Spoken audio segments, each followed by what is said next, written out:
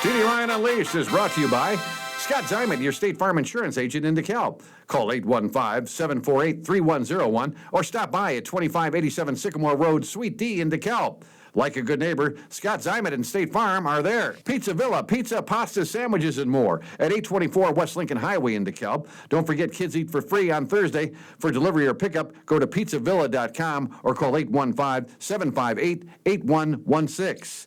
Elder Care Services of DeKalb. Safe, secure, and supported, helping you stay in home where you want to be. Call 815-758-6550 or stop in at 1701 East Lincoln Highway in DeKalb or on the web at ecsdekalb.org. My Insurance Guy in Sycamore covers Medicare to auto care and everything in between. Stop by at 204 South Main Street in Sycamore. Call 815-899-0950 or online at myinsuranceguy.com. Welcome into TD Ryan Unleashed News Podcast number 43. Always a big thanks to our sponsors. A big thanks to our friends at the Junction Eating Place at 1407 West Lincoln Highway. Call over 758-5441. You might have heard rumors on the street. Yeah, they've got a buffet now. They have buffets at night, a different theme every night. I know they got the Friday night fish fry, and then they have an Italian night and a chicken night as well. So check it out again. Call over 758-5441. But they're serving that buffet from 4 until 8 every night there at 816 West Lincoln Highway. Again, 758-5441. And Takis to Go in DeKalb, a locally owned run spot featuring fresh and flavorful meals, including hot dogs, gourmet burgers, wraps, and Greek cuisine. They offer 24-hour, 7 catering service. For individuals, call 739-7146, 739-7146. And, of course, the Oak Tree of the News Department, Dan Lynch with us. Dan, how you doing, my friend? Real well. Thanks for having me on. Great to have you here. And, again, that's news that we can trust. You know, you and I are so unbiased. I was Michael Davis, who produces the show for us, says, I'm surprised you guys haven't got a lot of comments about, you guys leaning one way or the other, and we don't. So they're able to comment because you can't throw stones at something there's no to throw stones at. So I like the fact that we're not biased at all, and we just report it as is, Well, I learned eventually in adulthood that my opinion is immaterial. Unless I'm the president or a potentate or a king, who wants my opinion? I love the words used. Potentate. What is that now? Is that like a king? Some head of state. Yeah, a potentate? I like that. Or you got some heavier stuff. I got some lighter stuff here. So let's dive in. What do you say? Sure. Well, the Safety Act seems to be working, TD. I'm not taking a side. It seems to be working. A little sarcasm there. A robber was caught in DeKalb for the 6th time. A DeKalb man was robbed of his iPhone and some cash. According to arrest documents, the latest robbery happened March 29th, 8:30 p.m. This was outside Uptown Market on 1215 Blackhawk. The victim told police a black male with facial tattoos engaged the victim in conversation in the store's parking lot. The suspect asked the victim if he knew anybody who sold drugs and then claimed he had a gun on him. He escorted the victim to the rear of the building, outside the building, and that's when he apparently stole $31 and the phone. Later that night, police arrested 23-year-old Ernest Faulkner of DeKalb. And of course, Ernest told police that they had it all wrong, that they were merely having an argument in the parking lot. Well, Faulkner is now charged with aggravated robbery and robbery. And he has 5 previous robbery arrests, all by the DeKalb Police Department. Wow. Now, I watch a lot of court shows. Is it true they can't bring those up? They couldn't bring the other 5 up in court?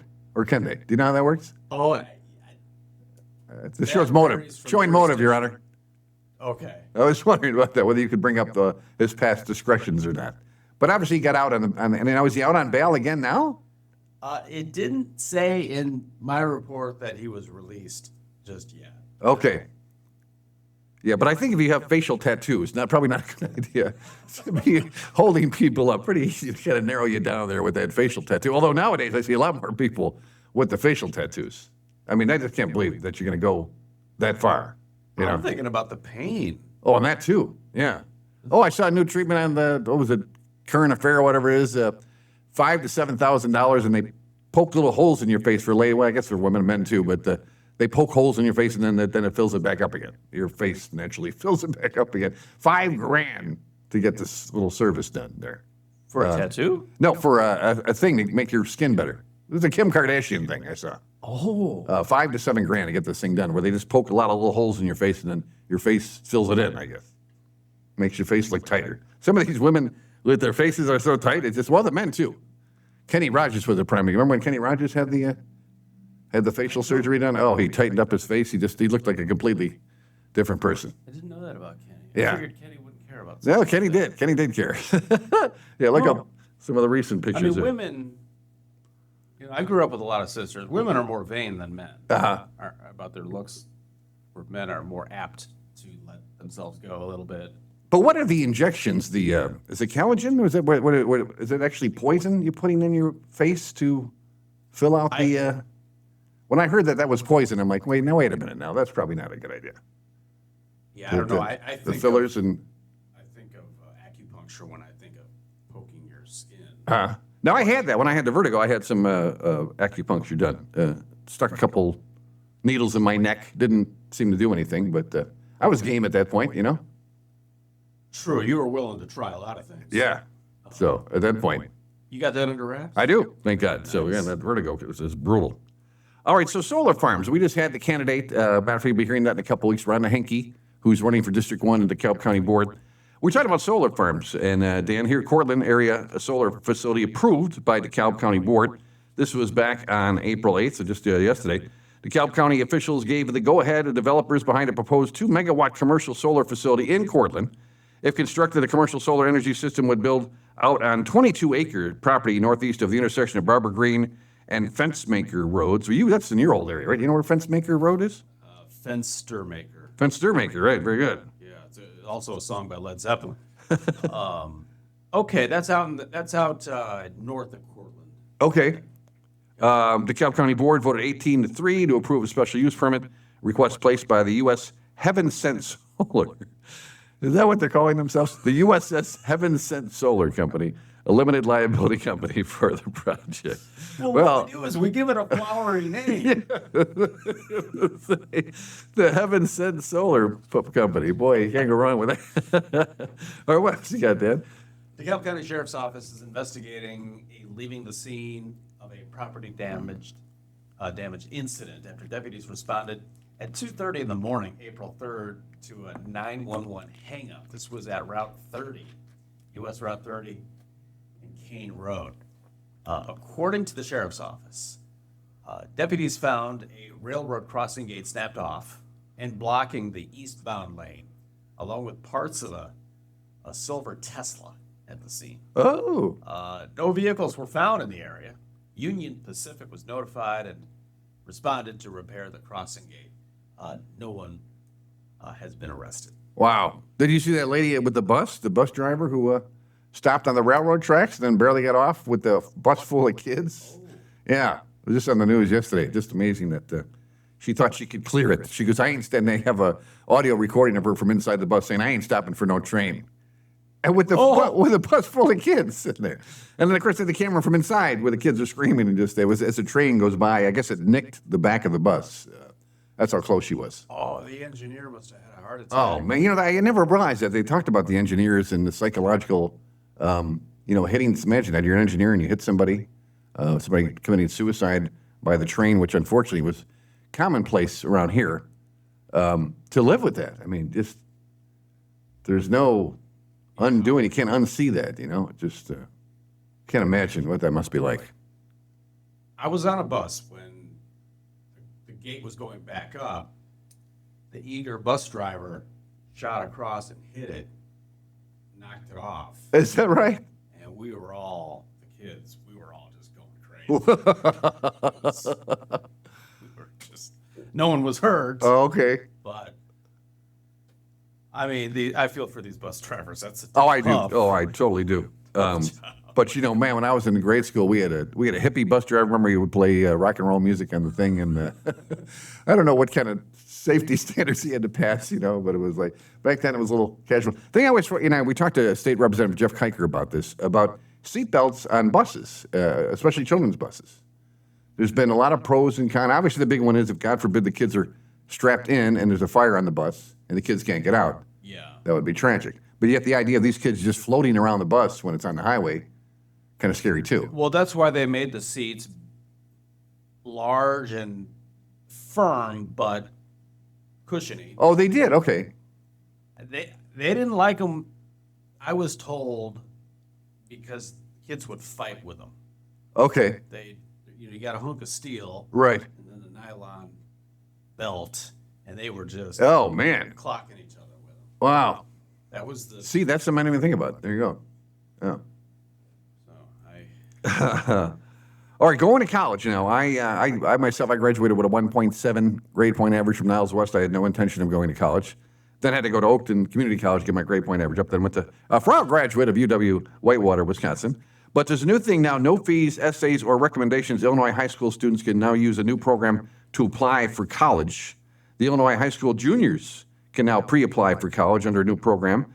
The Illinois Board of Higher Education, the Illinois Community College Board, and Illinois State Association Commission launched a program last year called One Click College Admit, which offers students admission to most states, universities, and community colleges.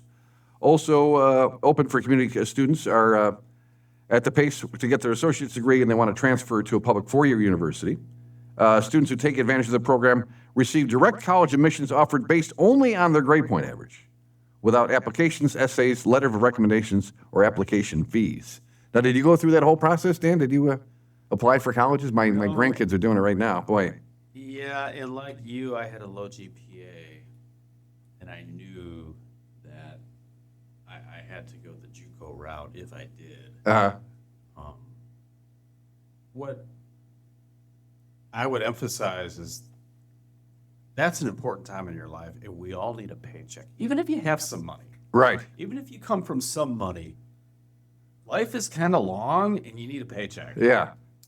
And so you need skills. Well, that's a good point. I like a lot more kids are just going to learn the trades now. But this, again, this is for juniors, so you can get that out of the way.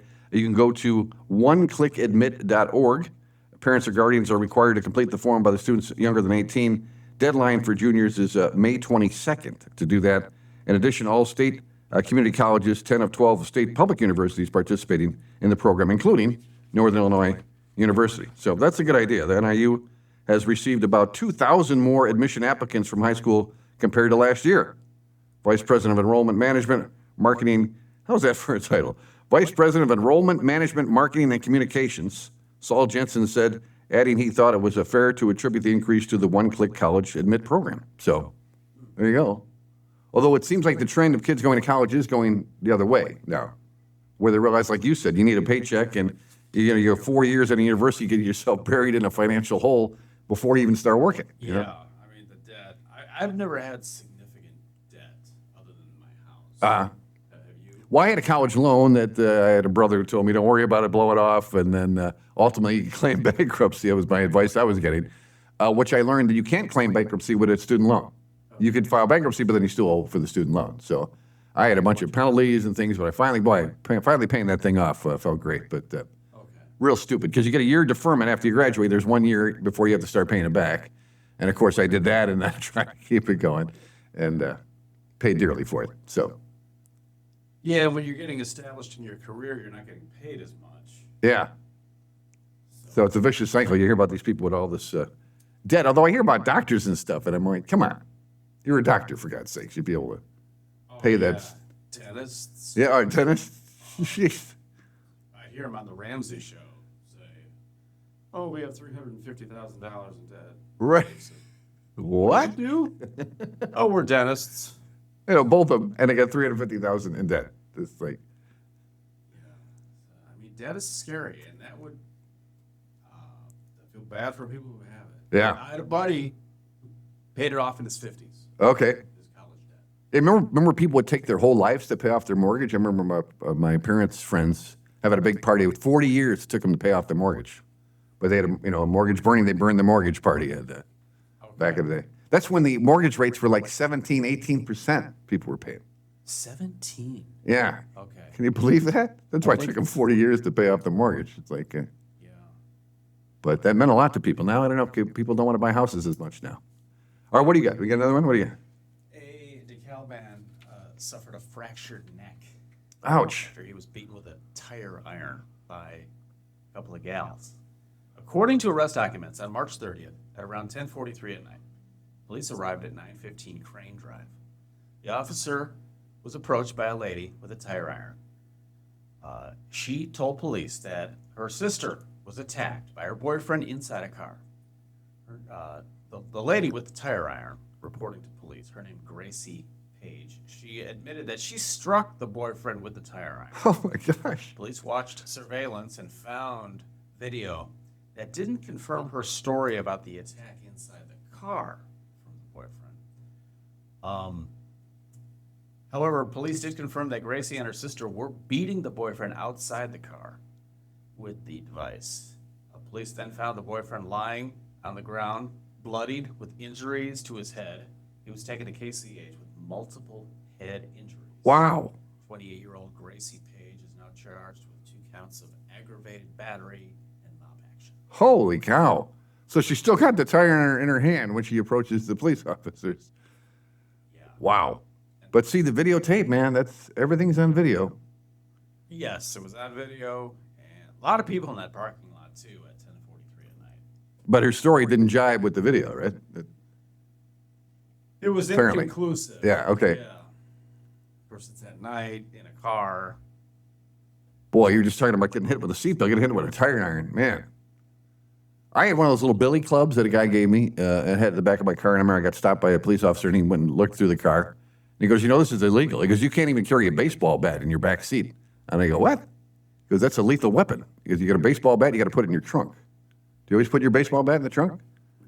I mean, it's considered a lethal weapon. You get a car accident, you go reach back and grab that baseball bat and considered a lethal weapon. So, like, you intentionally grabbed a lethal weapon. That's what the cop told me. I mean, I don't have a bat in my car. Oh, I have an empty McDonald's bat.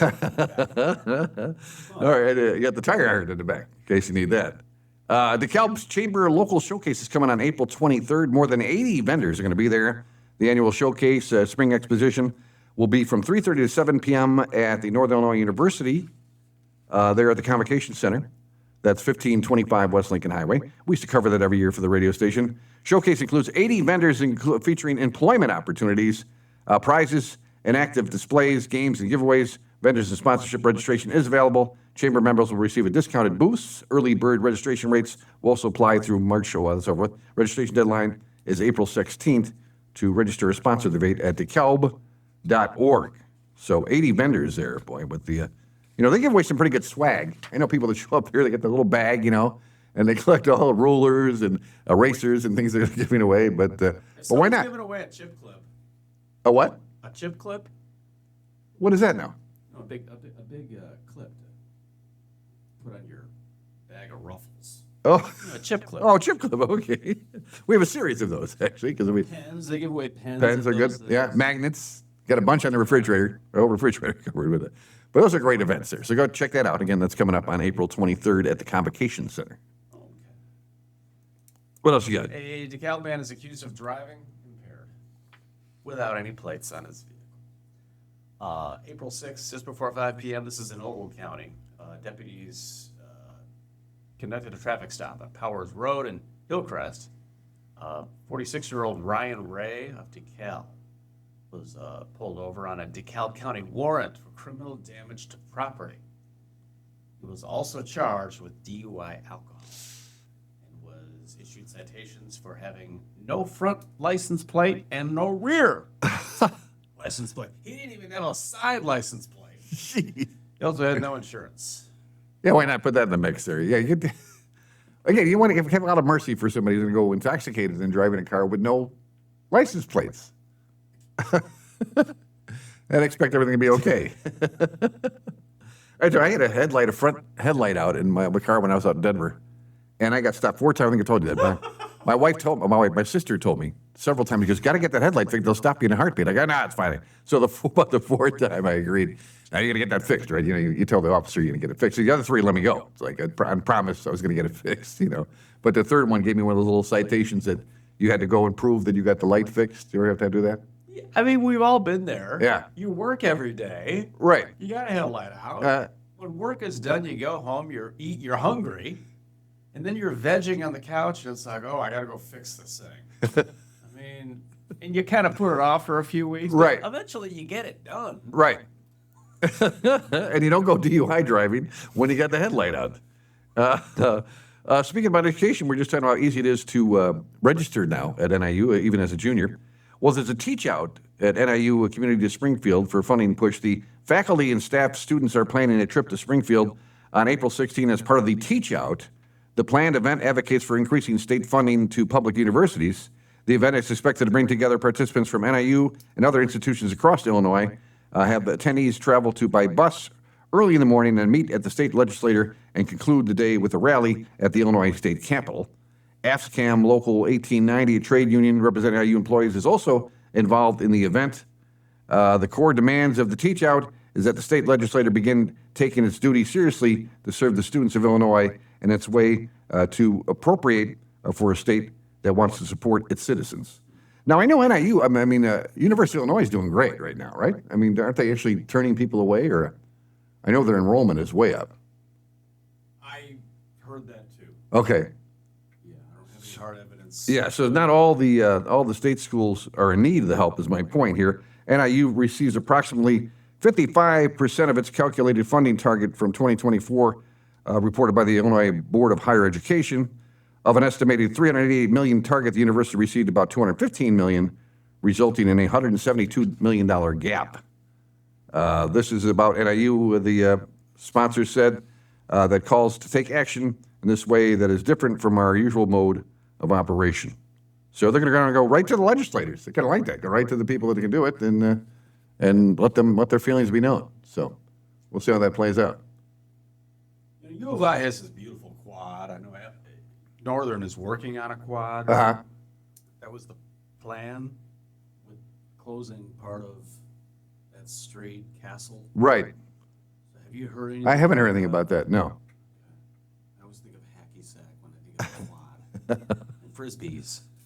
Who was the guy from the Hangover movies? He was interviewing Matthew McConaughey, and he goes, do you ever worry that somewhere there's a hacky not being sacked? McConaughey just cracked up. Spelling bee. I was telling you off the air, in a couple of weeks, you're going to be hearing from Bridget Reed. Bridget Reed is the spelling bee champion, a member of the National Society of the Children of American Revolution. From Sandwich, she'll participate in the National Spelling Bee inside the Daughters of the American Revolution Constitution Hall in Washington in 2 months. After winning the DeKalb County Regional Office Education Spelling Bee for the second year in a row, she'll return to the Scripps National Spelling Bee on May 26th. Her father, Jim Reed, said he believes that she's making history as a member of the National Society of Children of the American Revolution, a youth spinoff of the Daughters of the American Revolution. Reed is also on the LaSalle County Board. He said, quote, for the first time ever, it's going to be at Constitution Hall, and as a member of DAR, she'll be competing basically in her own house. So how cool is that? Now, you remember you and I got an award, if you remember that, from the Daughters of American Revolution. They brought us into the radio station. They gave us an award for I forget what it was for exactly, but I remember it was from the Daughters of Revolution, American Revolution. And what is it? I guess if you have a relative that was in the Revolution War, you can be a member. Oh, really? Do you know anything about them? I don't really know about the organization. I'm going to learn about it from these folks. Her grandmother was a big influence on her. She said, it makes her very happy because I know that if my grandmother was alive to see that going to Constitution Hall, she'd be the first one on the plane. Pamela Reed, Bridget's mother, said the family is hoping to have Bridget meet with the Daughters of American Revolution leadership while in Washington in the week of Memorial Day. She'll have scurried regional spelling bees. Bridget helped Sawmonic Middle School win a junior 10 conference championship spelling bee for the third consecutive year. She is the first student from Sawmonic Community School District to win consecutive titles at the DeKalb County Regional Office of Education Spelling Bee. Bridget said she credits much of her spelling ability to her mother, who pushed her to read John Steinbeck and Ernest Hemingway when she was 8. Yeah, you and I talked about that last week. Remember that? How to read the classics like that? She also credits her mom, who learned to pronounce 4,000 words that they studied together to prepare for the National Spelling Bee. So, and you said you were a pretty good speller. You weren't bad. I was the first kid to sit down. Whenever everybody stood up, and I'd blow the first word, they had me sit down. I was good for a while, but then as I got older, my spelling did suffer because I wasn't keeping up with reading. Now, do you play Scrabble at all? Vic and I play Scrabble, and it's a little discouraging when you do words like dog and car. So My scary. wife is like the Michael Jordan of Scrabble. Oh, really? She's really good. Okay. So I don't play her. Yeah, we played with a guy he uses 7-letter words and comes up, and then a lot of them are, he's always like, that's a word. You want to challenge me? Go ahead. That's a word. We never challenge him because it is a word. But it's a good thing to get better at. That's great. Smelling kind of a lost art. So we're going to talk to her and about going to Washington. She's got to be excited about that. And they tore down the tower this week. Somebody called me here over there. If people know Rotary Park, there's a beautiful 2 lakes over there. And then right across from that, there's a coal tower, a nearly 100-year-old coal tower. I guess they tore that down this week. The gentleman told me that there were some kids from NIU taking video of the process. I meant to get over there and see that, but sad. It's kind of a lost thing that, again, only in our memories now. The picture. You ever get a picture of that? Becky took I it. was looking at it, I think today or maybe yesterday, and I saw a crane truck over there. Okay, yeah, that's how they're getting it down. Yeah, it's so sad. But again, can't fight technology moving forward. But to think that they used to load coal in that thing back in the day. I always wish that I could look at something and then magically see what it was like in its heyday when it was.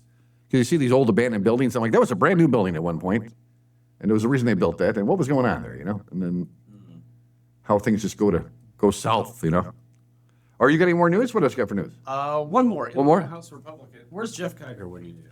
The House Republicans say they will not support any Chicago Bears stadium deal or mega projects What? related without statewide property tax relief. The GOP state reps wrote a letter to Governor Pritzker and the Assembly saying they want property tax referendums to appear on November ballots. They want an end to backdoor referendums or bond rollovers that allow the government to jack up property taxes without asking the homeowners. I just taught my bond to roll over. That's too bad. But no, actually, that's how would you break that down for we novice? What does that mean? That they want to make sure they get the tax money from the new stadium? Is that what it is? Well, Indiana has a deal. They passed the legislation. Yeah, I know. What? Look at how easy it is to do. So they're ready. Yeah. And we're spinning our wheels here. So the Bears are looking at Illinois to get something done. Well, the GOP is telling Pritzker, hey, we need property tax relief in the state before we back any stadium deal for the Bears. Oh, I see. Okay. A little tit for tat there. All right. Let's see how that one plays out. That should be interesting. Let's take a look at the community calendar brought to you by Stagecoach Players Theater. Again, their latest production. Congratulations to our winners of our tickets to the play that went wrong. It's going to go on April 9th. Matter of fact, we're recording this on the 9th. It'll be the 9th through the 19th. So this weekend and next weekend at the beautiful Stagecoach Players Theater. Call 758-1940 for tickets, 758-1940, or go to stagecouchplayers.com. 5 things to do in DeKalb County include, the Taste of Spring, that's today. The Liverpool Legends are playing at the Egyptian Theater tomorrow night. DeKalb County Earth Fest celebrates Earth Day Saturday, April 11th at the NIU Founders Memorial Library. Marrakesh Express at Crosby, Stills, and Nash Young Tribute. The Sandwich Opera House will host a Marrakesh Express at Crosby, Stills, Nash, and Young Tribute at 8 p.m. on Saturday, April 11th. Doors open at 7 o'clock. Now, Neil Young, he was only with them for a couple of years, right? Then he went back on his own again. Right. So it was Crosby, Stills, and Nash, and then Young came, and then he left again. As far as I know, right? Those are some egos there. Oh, yeah. David Crosby. You get along with anybody? I don't think so. But they sure did crank out some great music, boy, I tell you. And then some were in Buffalo Springfield. That was a super group. Oh, that's right. Buffalo Springfield, too. Some of those guys were originally in Buffalo Springfield. Yeah. And that was only lasted a couple of years, too. That band. Yeah. I mean, some real talent. And David died a few years ago, a couple of years ago, maybe. And supposedly, and had many children. You know about it? David Crosby? Supposedly inseminated. Do tell. Is it not Janis Joplin? Somebody famous, another singer, like, I can't think of her name. Oh, Melissa Etheridge. Melissa Etheridge said that, yeah, that the semen from David Crosby was used for her baby. I do recall that. It's too bizarre not to be true. It's just too weird to have a kid that looks like David Crosby in the womb, in the bassinet. You imagine that with a little mustache and everything, his balding head. The manufacturing of humans. How interesting. With David Crosby. With David Crosby, no less.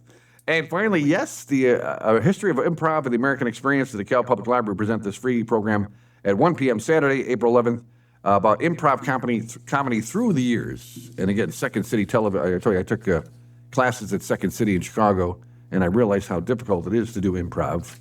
And I was always trying to get the cheap laugh, but improv, you have to go whatever the situation. You say we're digging a ditch, and we're out in a cemetery digging a ditch somewhere. You got to go with that. You can't just make some, this guy's a stiff, or try to make a one-line joke, as I was doing that, instead of going with the premise, That's real talent. It is real talent. And then find humor somehow in that, But on the fly. right, yeah. Oh, I That was, admire that. I do too. You can explore the Library of Congress here at the DeKalb Library. That's going to be on the 22nd at 4 o'clock for adults. And Family Fun Science, Keen into Electricity. That sounds a little dangerous. It's going to be April 25th for families and children at 10 o'clock here at the library. And Nellie Bly, Around the World in 72 Days, will be on May 29th at 6 o'clock for all ages. Also, we have our friends, of course, over at the Egyptian Theater. They got coming up May 9th, the A Brothers, the Allman Brothers Tribute Band, and Michael W. Smith live in concert on May 15th. And that's a quick look at the community calendar brought to you by Stagecoach Players Theater. Again, check out The Play That Went Wrong this weekend, next weekend at the Stagecoach Players Theater. Now, sports, again, we try to highlight just one or two players or a team locally. In this case, it's Quinn Carrier, the Sycamore Girls Basketball Player of the Year from the Daily Chronicle. They went 3-24 last year, 8-23 last year, and this year they won the regional championship with a 23-11 record.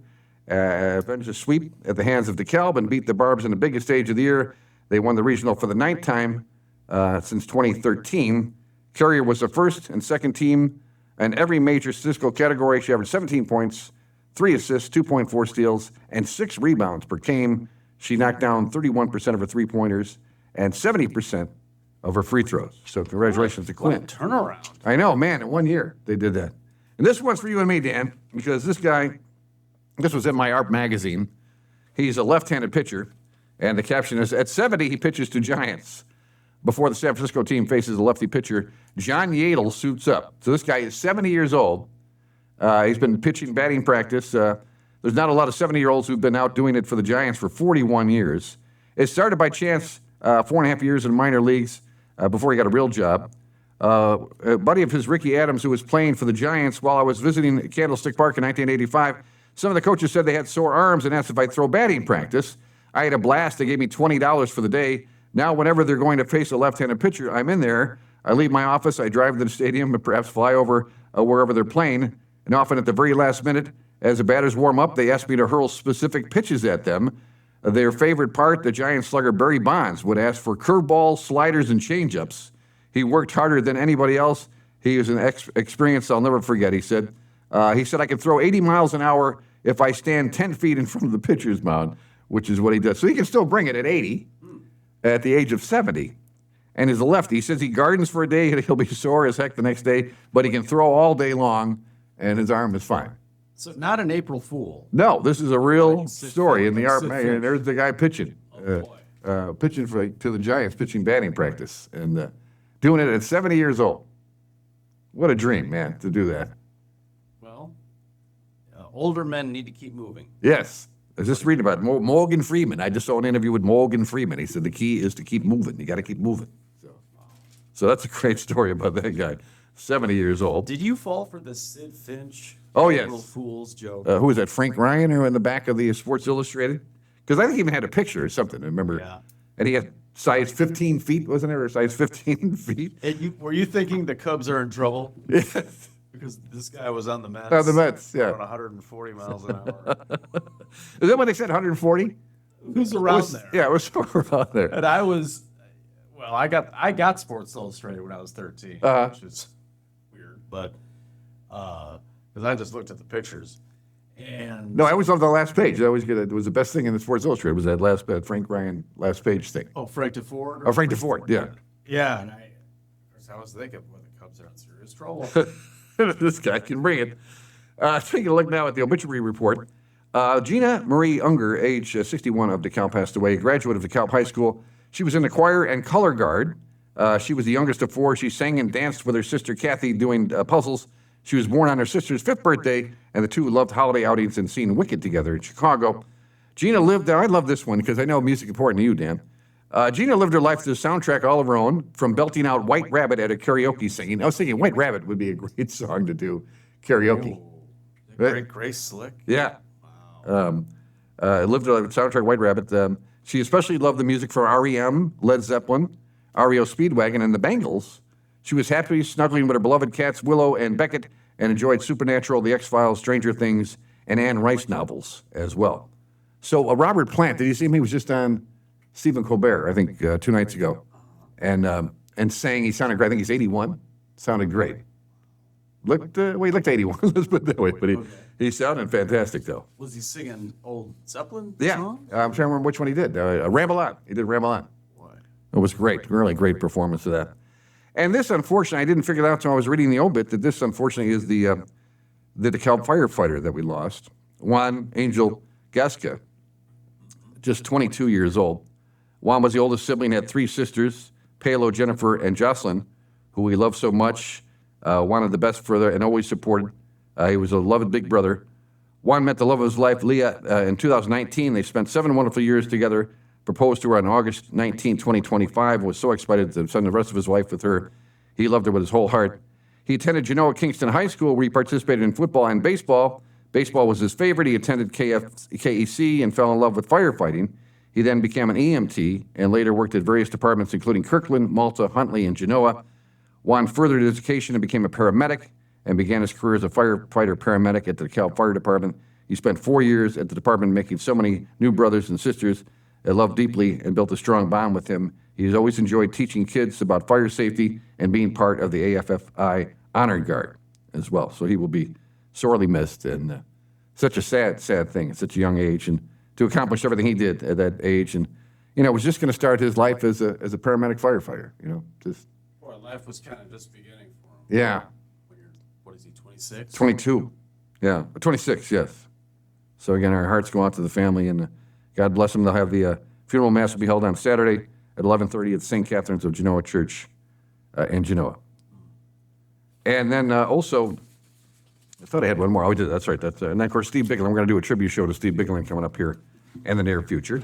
Let's take a quick look at the birthday and anniversary list. Brought to you by your friends at the DeKalb County History Center. Go to DeKalbCountyHistoryCenter.org. You can always do that, or they always have something new going on. Great for homeschoolers, too, if you want to check that out. And, of course, they send us this date in history, different than they have in the midweek.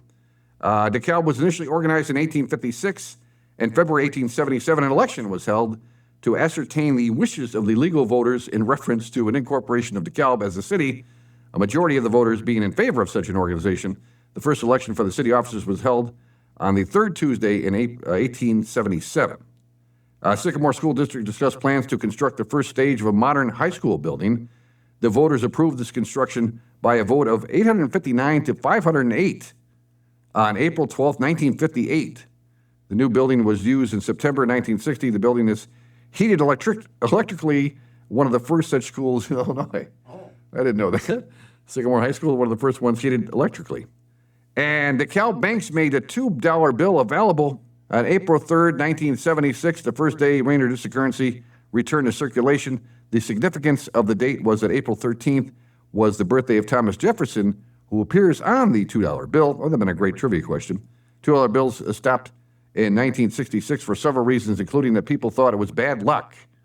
But DeKalb bankers didn't believe in those old superstitions about $2 bills being unlucky. Folks interviewed at the time in DeKalb County could be sure that the new bill would be a fluke or will become a new medium of exchange and force $1 bills into obsolescence. That did not happen. Now, I know somebody who still gives away $2 bills. Do they still make the $2 bills? I don't know. My kid, I got one this year, and I gave it to my kids. Oh, okay. And what are they doing? Do you know what stores are doing with the pennies, with the no pennies? Are they rounding up? They must have to round up, right? I'm not going to. I don't know about that. I wonder how they're doing that. Because that's going to become an issue more and more. It's just like. And then the older pennies were made of copper. Or newer ones that are after 1982 or whatever are made of zinc. So the copper hit an all-time high in January. Oh, really? It's copper, yeah? I think over $6 a pound. I've been paying attention to silver and gold. I never thought about copper. Yeah, but I'm sure people already track together. Uh-huh. And I don't know. I mean, if you have an old penny, that's a lot of copper. Yeah, hold on to it for sure. And finally, let's take a look at the birthday list. Again, that's being brought to you by your friends at the DeKalb County History Center. We have, what day is today? The 9th. Ryan Drake's having a birthday today in Sycamore. Jacob Stockel of Sycamore will have a birthday on the 11th. Tim Weaver on the 13th. And Brad Cessna of Maple Park will have a birthday on the 13th, coming up here in May. And that's about it. Boy, that's running through the news here. Anything else? We always leave you with the final word. Happy Easter. Yes, they did. I was over at the Hayes Park District, and so I saw at least 1,000 eggs myself. You put in one piece of candy in the eggs there. And then I was disappointed to hear about when they actually had the egg hunt there at Hopkins Park. Some of the parents were a little aggressive, I guess, and worried about their kids not getting enough eggs. The parents came out in the area where the eggs were. It was supposed to be just the kids, and I guess, they had NIU students there trying to regulate things, but the parents weren't listening, and they kind of, I don't want to say they ruined the whole thing, but it was so sad to hear that. I heard that too. Yeah. Is it like that every year? I guess so. As the people I talked to at the Hayes, they said that it was like that every year, and they don't know what to do to make it more regulated, other than the parents behaving themselves, Let the 2-year-old go out there. If he only gets 1 or 2 eggs, that's fine, but, let them do it on their own. Don't you go and be the aggressive parent, I guess is what they were doing. So they were grabbing as many eggs as possible for their kid. So they were kind of elbowing their way? I wasn't there, so I don't want to say for a fact, but that's what I heard. Word on the street was that. And so hopefully. You packed those eggs. Yes, that's why. And I know there was thousands of eggs that they had given away there. So God bless them. How about you? Do you hide? My parents used to hide our egg baskets. Of course, you've got the 6 kids. My older kids hid them for the youngsters. Oh, good. Okay. And we colored eggs too. It was fun. All right. Yeah. Was there one really good hiding? I remember my dad put my brother Bobby's in the dirty laundry hamper underneath the dirty laundry. And Bobby's crying, and we all found ours were eating our candy. And he's like, "You wait, you buddy. You didn't hide it." He was convinced that Dad had not hid it at all. And then, he got him in the bath. Remember the old with that, getting warmer, you warmer, getting warmer, or getting warmer. They finally found it in the dirty laundry hamper. That was the best one Dad ever came up with. Did your kids come up with good ones for the younger kids? I don't. Nothing extreme. They kept it simple. Okay. Yeah, but the laundry hamper. Wasn't that great? Yeah, we commended Dad on that for years after that. That was great. All right, well, you keep taking care. Cubs, how do we do? Cubs got a couple injuries. They lost another starting pitcher, didn't they? Yeah. I haven't been paying attention. No, I just kind of on the fringe, kind of looking in what's going on. It's a little early for me, but yeah, there was a big fight. I do enjoy a good baseball fight. Oh, you know what? I forgot to mention. This is our 1-year anniversary. We did our first show a year ago, just about on this date, as a matter of fact. Matter of fact, I listened to it the other day, and in that first podcast you and I did, you talked about you wanting a Montreal Expos hat, and you said you had a chance to buy a Montreal Expo hat. You didn't, and then we had Mark Petrowski in here, the Courtland mayor, and he had a brand new Montreal Expo hat on. That's got to be killing you because you were going to buy it, but then you didn't, right? You said. Or did you ultimately buy it? I like old baseball. I just, the new baseball is just kind of weird to me now. I mean, there are clocks and there are pot holders that they wear on the base pads. I live in the past. Danny Lopes just died. I did you see that? God, he was a guy could steal bases, boy. He was good for the Cubs. Do you see what they're giving away at the White Sox Park? No. Little papal hats.